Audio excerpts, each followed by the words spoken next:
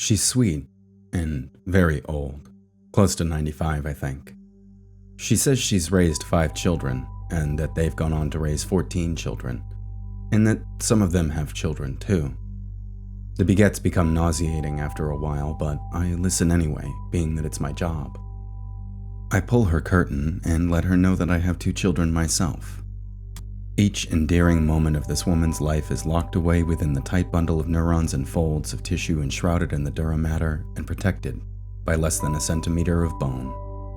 The emotional center of her brain, the amygdala, fires when I show her photos of my daughter. She smiles with her zygomaticus major. Pulling the corners of her mouth upwards, she says, "She's a cutie," exposing her false teeth. Then, "God gave you a gift with her." it's not my job to correct her on how I feel about religion, so I don't. I say nothing. I could tell her that with my pumping erection, I ejaculated into someone's birth canal, and that's how I got her. You let someone ejaculate into your birth canal, and that's how you got your babies, hun. There was no God involved. Oh, and by the way, not long after that, I came out of the closet. Smarmy words aside and never spoken, I tell her that it's time to get out of bed. I dress and toilet her, wondering if she noticed that I shirked her little comment about God. Over the loudspeaker, like Big Brother, a voice tells everyone that it's time for bingo. And Mrs. So-and-so is excited because she won 3 times last week, and that was enough to buy a soda pop. She actually called it a fucking soda pop. The hours in a nursing home are marked by time of care and moving people around so they don't get bed sores.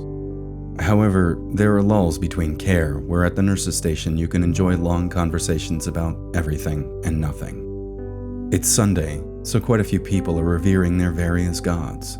Some are awaiting their Jesus cracker, and some are awaiting prayer with a pastor who carries his Bible like a missionary on your doorstep. From the nurse's station, I peer over at him kneeling in prayer over a woman who doesn't know her ass from her elbow and shits herself all day. He moves on to a woman whom's dying, and she's more than willing to ask forgiveness for her past. Again, I am no longer a Christian, but that doesn't mean I have to interrupt this with smarmy wit. It's also illegal for me to do so. But that's my favorite resident there. Can't you just leave her alone? You fucking cunt. I have a look of disgust on my face that's noticeable. The nurse asks, "Are you a friend of Jesus?" I blink in surprise. I'm shocked. I hadn't been asked a thing like that in years. I explained to her that I was a born-again Christian for 20 years, and I no longer believe those things. Honestly, I shouldn't have said anything. Her medial, lateral, superior, and inferior rectus muscles tighten to make her eyes thin slits that attempt to make sense of what she's hearing. Psst, the eyes don't do that, honey. Only the brain can. She explains, "It sounds to me like you had a relationship with Jesus, like me."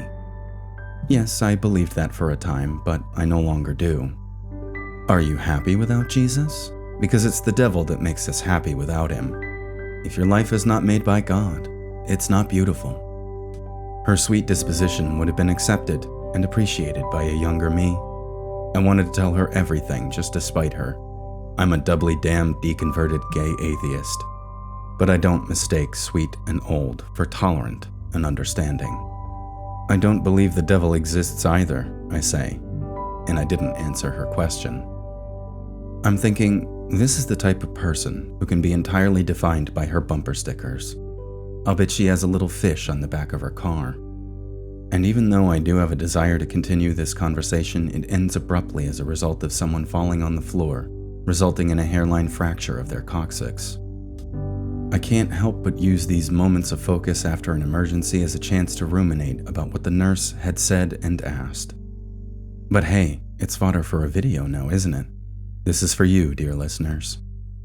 I walk the halls of my workplace while my mind is focused on another thing.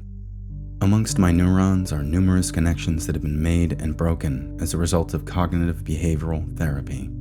I no longer associate religious ideas with fear and can think freely without panic. The association between anger and my religious past has been broken too, which is why I didn't continue the conversation with the nurse after the emergency. I knew that it would upset me. I have found a way to turn my childish daydreaming into the calmest of calms. Behind my physical actions of changing linens, shifting people left and right, redirecting wandering Alzheimer's patients and smiling at those who can't understand why they need a shower just now even though they are covered in shit and piss. I am a boy, contented to float amongst the stars, gazing like a weakling babe who's profited from their existence. I love what I have and what I've made. I am not a stranger here. I've been here all along, just not in the form you see now. A voice interrupts the silence. Atheists believe we came from a rock. I said, sir, would you look at what you're teaching your students? You're teaching your students that all the dogs in the world came from a rock. I am unnerved but undeterred. We are not made of rocks but elements. The chemistry of biology is well known. He does in a sense imply, like the nurse, that it's not beautiful unless it's molded by the hands of a creator. Why? Why does it, having been created, make it more beautiful than the mere accidental splash of paint on the floor? Why bother asking? And then I move on. There's a big pile of shit in the sink. Sometimes they forget where the toilet is. So with gloved hands and bleach wipes I begin to clean. This doubly damned deconverted gay atheist is not stopped by a little piece of poop. I've rarely been disgusted by the sight of bodily fluids. Behind my offended olfactory senses, I'm thinking of the time my daughter fell down the stairs. I carried her, blood spurting from her forehead all over a white shirt that screamed, "This isn't spaghetti sauce. This is not what's supposed to stain me. Never wear white. Never." On the phone with 911, tears flow down my face. It's my baby, you see. She's pierced the supratrochlear artery of her face, and I've never seen so much blood. Later in the emergency room, while my baby is contented to smile through her pain, I noticed that she has one black hair amongst millions of white and yellow on her head. I wonder what allele on what locus causes that. The biological processes have come together over billions of years to this one person that I love so much. I look up from the clean sink, having let the memory float away, to the mirror where I see myself. If I have created anything, then I am God.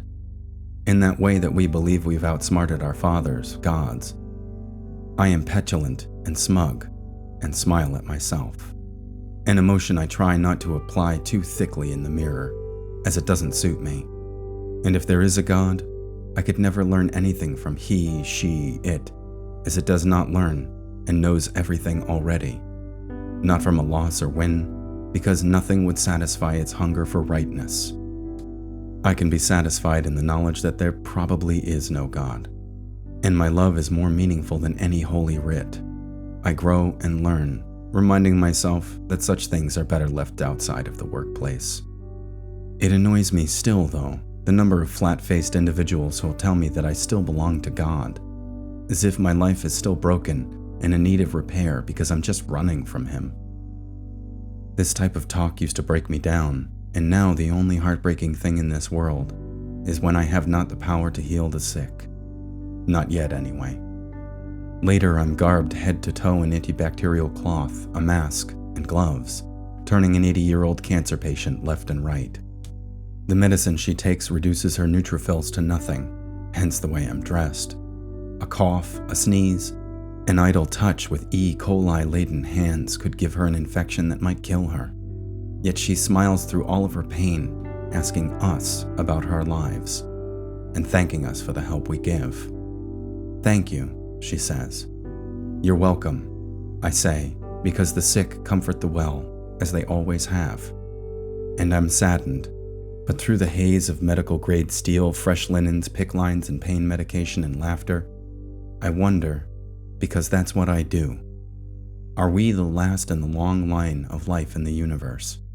What if this is it, and all I am will be left to cold steel and scalpels and blackness? I used to think about suicide, but that connection is broken forever. My connections are remade in contentment in the arms of the people that I love. We are a snapshot in the history of life on Earth, and I am a fulcrum, a message to the future through my children. But I wax too long in garrulous reverie. You all must find it so annoying by now. She asks again as I disrobe the medical cloth. Are you happy without Jesus? I say, yes, even though we're not supposed to talk about this at work. She's visibly upset, and I don't give a fuck. Thank you for watching. Tell me in the comments, folks, what is the most beautiful thing that you have ever seen? If you liked this video, give it a thumbs up and don't forget to subscribe. Also, share it on Facebook, Twitter, Tumblr, wherever. Also, if you'd like to become a patron of mine, click the link in the description below.